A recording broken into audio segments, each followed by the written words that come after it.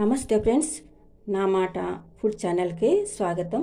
ఈరోజు వీడియోలో ఉల్లిపాయ పచ్చడి తయారీ విధానం చూద్దాం.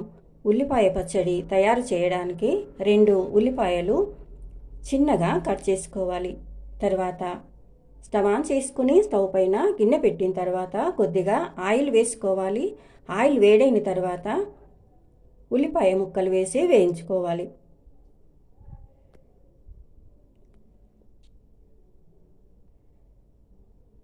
ఈ విధంగా కలుపుకుంటూ వేయించుకోవాలి.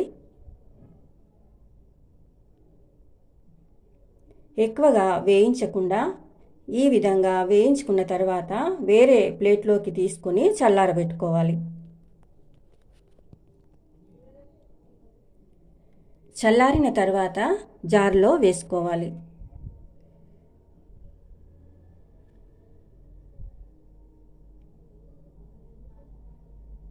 ఈ విధంగా జార్లో వేసుకోవాలి.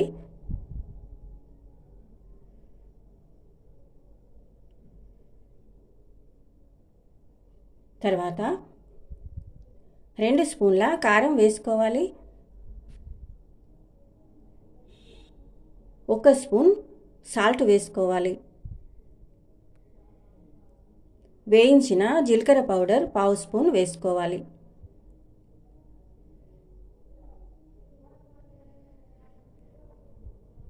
తర్వాత పొట్టు తీసిన వెల్లుల్లి వేసుకోవాలి.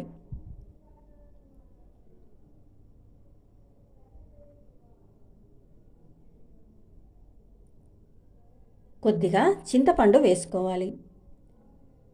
కొత్తిమీర వేసుకోవాలి. మూత పెట్టి మెత్తగా గ్రైండ్ చేసుకోవాలి. గ్రైండ్ చేసిన తర్వాత ఈ విధంగా ఉంటుందండి.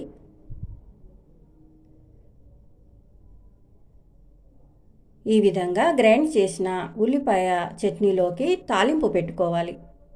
స్టవ్ ఆన్ చేసుకుని స్టవ్ పైన గిన్నె పెట్టిన తర్వాత పల్లి నూనె వేస్తున్నాను.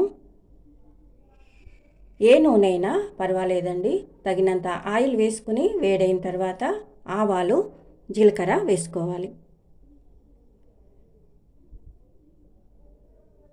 ఎండుమిర్చి వేసుకోవాలి. తర్వాత దంచి పెట్టుకున్న వెల్లుల్లి వేసుకోవాలి. కరివేపాకు వేసుకోవాలి. వేయించిన మెంతుల పౌడర్ 1/2 స్పూన్ కంటే తక్కువ వేస్తున్నాను. తర్వాత పసుపు వేసుకోవాలి. గ్రైండ్ చేసుకున్న ఉల్లిపాయ పచ్చడి గిన్నెలో వేసుకోవాలి. గ్రైండ్ చేసిన ఉల్లిపాయ పచ్చడి గిన్నెలో వేసిన తర్వాత అంతా కలిసేటట్టు ఈ విధంగా బాగా కలుపుకోవాలి. తర్వాత వేరే బౌల్లోకి ట్రాన్స్ఫర్ చేసుకోవాలి. తర్వాత ఈ విధంగా ఉంటుందండి. ఇలా తయారు చేసుకున్న ఉల్లిపాయ పచ్చడి చాలా టేస్టీగా ఉంటుందండి. వేడి వేడి అన్నంలో నెయ్యి వేసుకుని ఈ పచ్చడితో తింటే చాలా టేస్టీగా ఉంటుందండి. ఇడ్లీలోకి, దోశలోకి కూడా చాలా బాగుంటుంది. జొన్న రొట్టెకు కూడా చాలా బాగుంటుందండి. తర్వాత ఉల్లిపాయ ముక్కలు చిన్నగా కట్ చేసుకుని ఈ విధంగా చట్నీలో వేసి కలుపుకుంటే బాగుంటుంది. ఈ వీడియో మీకు నచ్చితే లైక్ చేయండి, షేర్ చేయండి. నా మాట ఫుడ్ ఛానల్ని సబ్స్క్రైబ్ చేసుకోండి. Thank you for watching.